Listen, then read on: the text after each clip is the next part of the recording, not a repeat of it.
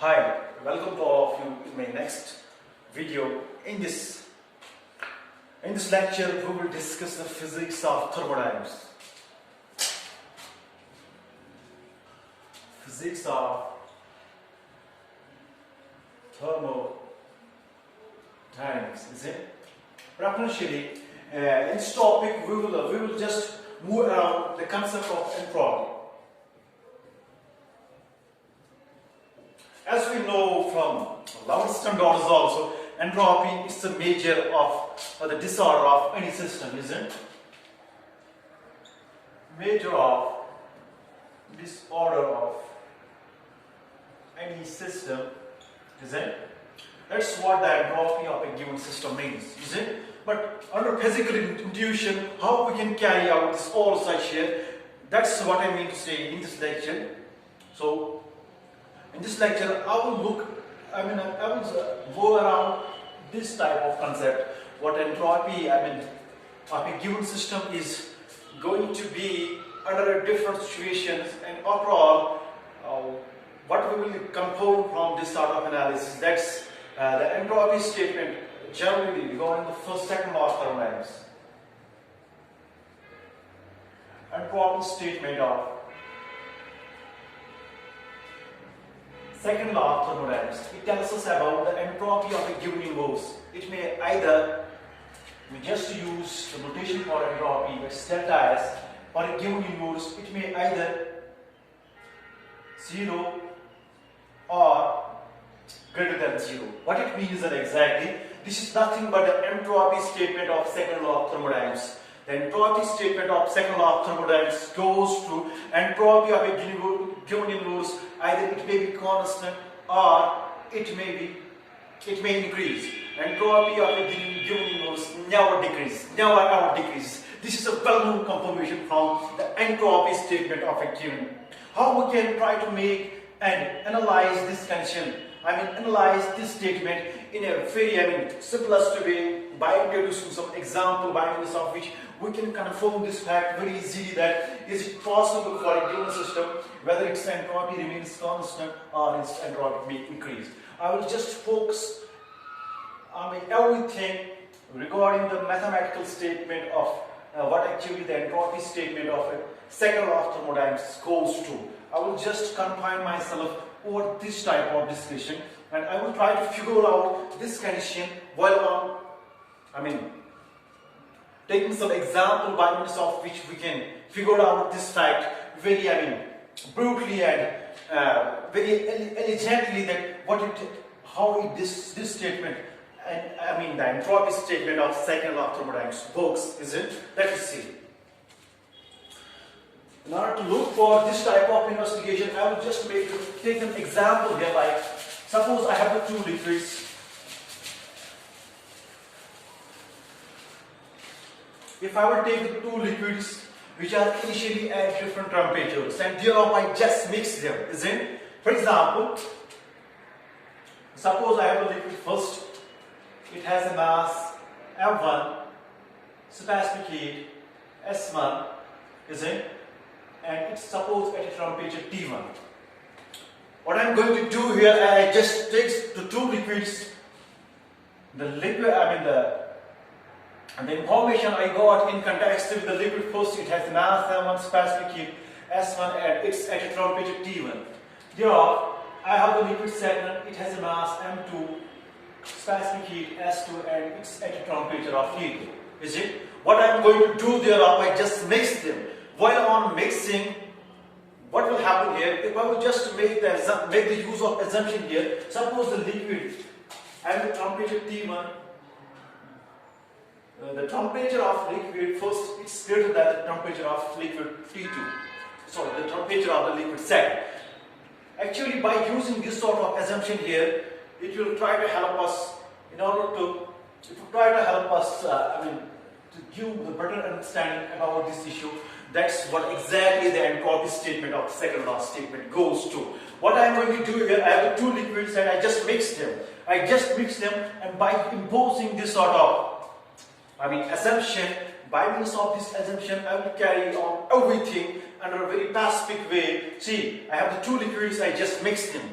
And what's the physical expectation of the mixture of two liquids goes to, is it? Yes, the first thing is goes to actually there will be the transfer of heat, is it? And from a liquid of higher temperature to the liquid of lower temperature, is it? When I just mix the two liquids, and what will happen to the mixture of two liquids? After imposing this sort of assumption here, for example, the liquid first is at a temperature greater than the liquid second, isn't it? And what will happen here? Heat will try to transfer from a liquid to higher temperature to a liquid to lower temperature. Generally, when I talk about the mixture of two liquids, I just mix the two liquids, and what will happen to the mixture of two liquids? Actually, initially the two liquids, they are at different temperature. When I just mix them, what the physical expectation that for the mixture of two liquids will goes to, we can easily say that the mixture of the two liquids, they may attain, the two mixtures, they may have the same temperature, isn't it? Because heat will try to transfer. Heat will try to transfer from the liquid of higher temperature to the liquid of lower temperature until the stage of thermal equilibrium condition reaches. For equilibrium of two liquids, the thermal equilibrium condition results because there is a well-known principle in thermodynamics, that's known as the principle of calorimetry, isn't it?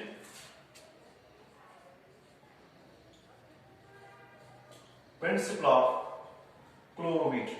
This principle actually suggests us if we have a mixture of two liquids, there is a transfer of heat. Heat will be transferred from liquid first to the liquid second, isn't it? Means that heat lost by the liquid first, it will be exactly gained by the liquid second. This is from the principle of calorimetry, isn't it? If I will just look for the mathematical treatment of this analysis right now here, suppose if I will just make the implementation of this principle here, what the principle of calorimetry for a mixture of two liquids goes to here, the physical expectation of this system will try to help us that there is a transfer of heat from liquid second to the liquid first. I am generally talking about when we just make the mixture of the two liquids, isn't it? And by definition that heat lost by the liquid first, that will be delta Q1. Heat lost by the liquid first, it depends upon, yes, the mass of liquid first, the specific heat S1 of liquid first, and delta T1. Delta T1, it's meant for the change in temperature of a liquid first. Accordingly, when some heat will be lost by the liquid first and it will be exactly gained by the liquid second. And the heat gained by the liquid second, that will be delta Q2, yes. It depends upon the mass of liquid second, specific heat of liquid second, and the change, obviously, there may occur this change in temperature of a liquid second, because when we mix them by principle of calorimetry, heat lost by the liquid first, it will be exactly gained by the liquid second, isn't it? It's as a consequence of principle that's known as the principle of calorimetry. From the principle of calorimetry, I am eager to write down delta Q of first, it will be exactly equal to the delta Q of second. This is how we can define the heat in terms of the specific heat mass and the temperature of a given liquid, isn't it? Anyway, if I will just make the use of principle of calorimetry here, what I will get S1, yes, it will be M2 S2 isn't it? The deltas are just meant for the changes in temperatures of the respective liquids in a given mixture, isn't it? It's as a consequence of this principle of calorimetry, I am able to write down this sort of equality here, isn't it? But I told you as before, the heat will be transferred from one liquid to another liquid in a given mixture as long as the thermal equilibrium condition reaches. Thermal equilibrium condition reaches means that the mixture it will attain some constant temperature. That's, let me represent it by T. T is meant for the thermal equilibrium temperature condition of the mixture of two liquids, is it? So if I will just rewrite this lost equation in a more exact fashion, what I will get here is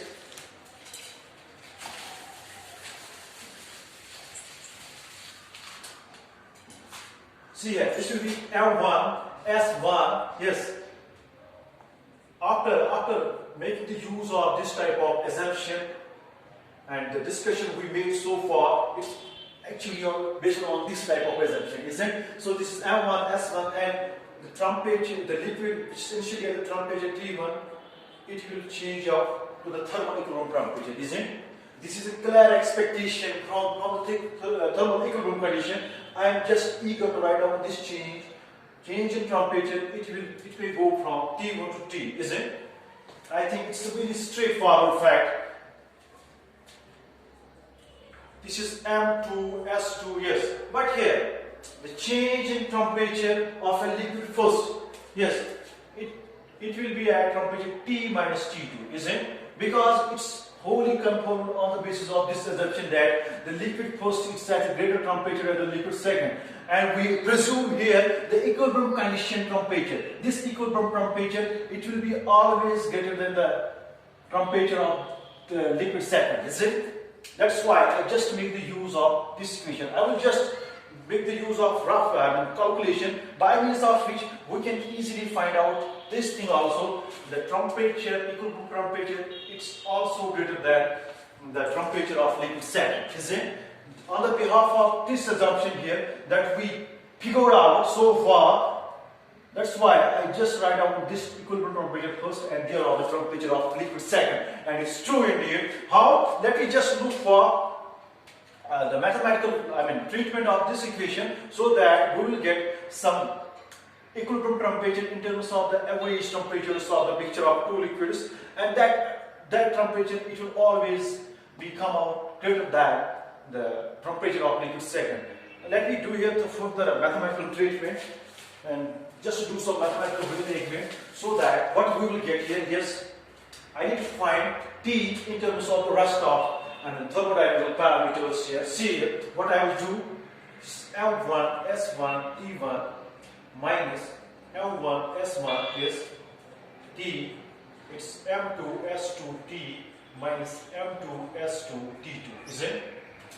This here negative, this here negative, is it? So what we will do here is, see, this is, if I will put it here after doing the rearrangement like this, it will give me M2 S2 T because T is common in both, and what we will get, it will be M2 S2 T2, is it?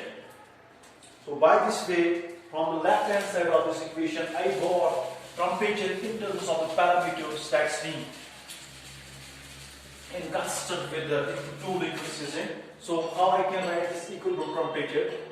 It will be some M1 S1 T1 plus M2 S2 T2 M1 S1 plus M2 S2 here.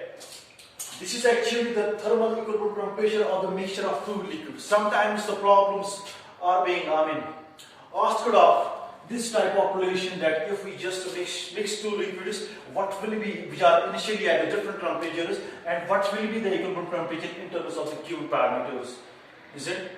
So this is a relation that we have to remind over time, isn't it? So what's my actually point to discuss here? The equilibrium temperature of a given mixture of liquids, it's still greater than the liquid has a temperature lower than the liquid first, is it? So how we can figure out this thing here more clearly? See here, if I will just assume that the masses and the specific heats of the two liquids, they are same, because mass of a given liquid, it's a constant quantity, and specific heat, it's a constant of proportionality whenever we define the heat in terms of temperature, isn't it? So here, this is constant, this is constant. I just assume that for the two liquids, they have the same value. What I mean to say, M1 is equal to M2, that will be M, is it? And S1, that's S2, that will be S. After imposing these sort of assumptions in the given equation, what we will get here is, see, M1, S1, that's MS, here is MS, and here is MS, is it? So I can write it as MS T1 plus T2, here is MS, that's 2 times MS, so it will cancel. It will be T1 plus T2 by 2, is it? Actually, this equilibrium temperature is actually the average or arithmetic mean of the two temperatures of a given liquid system which are assumed to be mixed.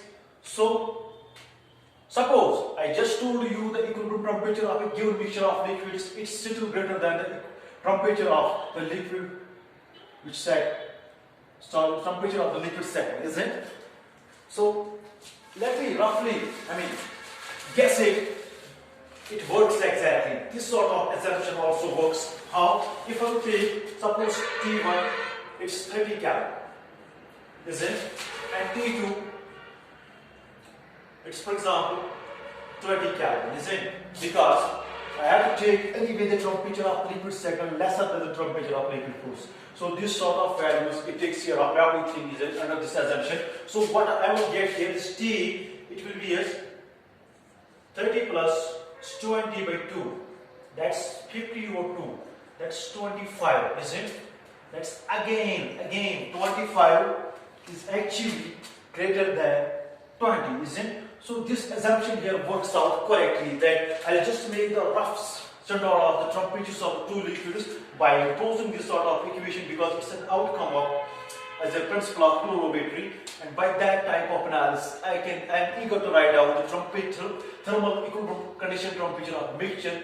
It is still greater than the temperature of liquid, which is at a lower temperature than the other liquid, isn't it? So actually what's my key point here to look for? I should look for how this sort of example will provide the explanation about the entropy statement of the universe, is it? So let me see here.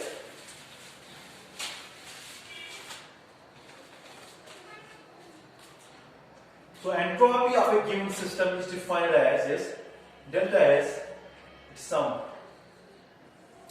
dq over T, is it? And this is how we can define entropy of a given system. And this is actually the definition of entropy, isn't it? But when I talk about the change in entropy of the liquid first, it corresponds to the change in entropy of the liquid second, and suppose it's temperature T1. This T actually should not confuse with the equilibrium temperature of a given liquid, isn't it? Given mixture of liquids. So I told you as before, yes, delta Q1 is basically equal to yes, L1 S1 delta T1, isn't it? Or I can write this dQ1, it will be L1 S1 dt1. Isn't it? If I will just make the use of this equation here, what I will get? Yes, it will be L1 S1 dt1 or T1. Isn't it? But if I will just make over the limits of this integral, the liquid temperature changes from T1 to T, isn't it? This is what we know at the first initial intuition from the given analysis and all that.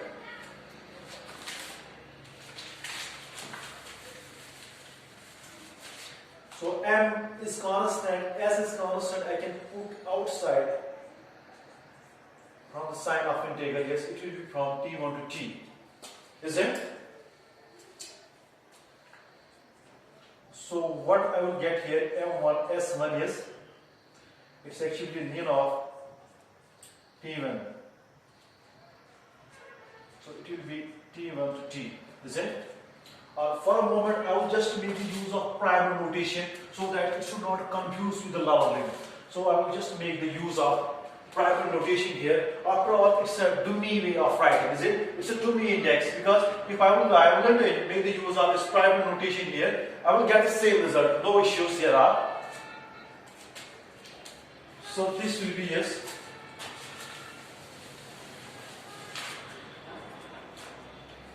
It will be M1 S1 is, it will be ln of T minus ln of T1, isn't it? Or we can write it as M1 S1 ln of T by T1. Is it? Okay. Yes, alright.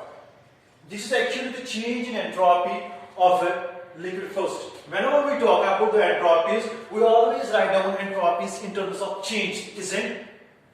So that's why I just make the use of this type of simple notation here on all that.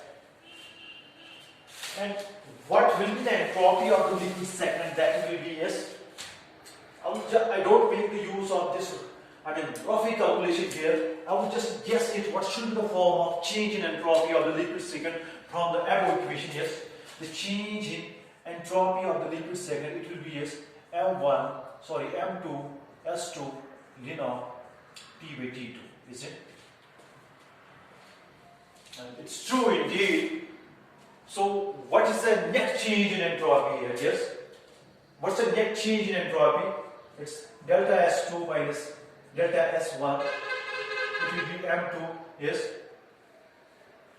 Because net change I should look for delta S2 minus delta S1 as this T2, it's less than T, is it? Here I should take the net change in entropy delta S1 minus delta S2 because this equilibrium temperature, it's lesser than the temperature of a liquid which is at a higher temperature, isn't it? So net change in entropy, it's being specifically governed by delta S2 minus delta S1, isn't it? I hope that you must have understood why.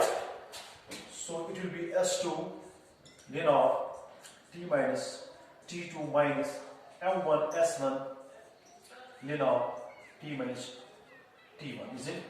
If I will use here the assumption as I did before that, suppose M1 is equal to M2, that's equal to M, and S1 is equal to S2, that's equal to is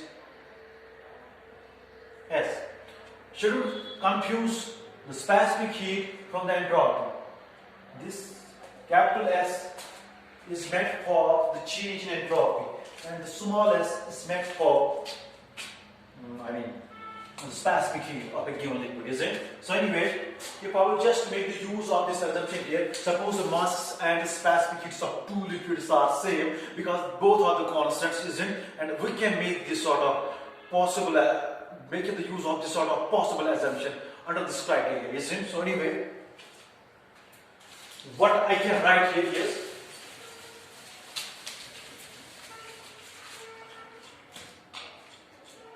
so delta S, that's delta S2 minus delta S1, it will be M S, yes, ln of T by T2 minus ln of T by T1, is it? This is ln n minus n, ln of n minus ln of n, that's ln of m by n, it will be Ms ln of T by T2 over T by T1, is it?